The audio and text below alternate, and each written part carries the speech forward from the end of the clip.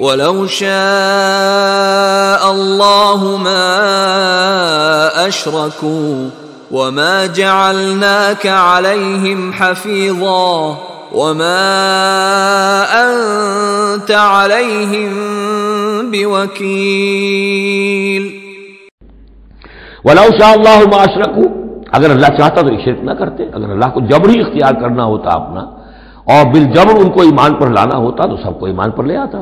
وما جعلناک علیہم حفیظا، اور دیکھیے اے نبی ہم نے آپ کو ان پر داروغہ، نگران، ذمہ دار، ٹھیکیدار نہیں بنایا ہے۔ آپ کا کام ہے حق کو واضح کر دینا۔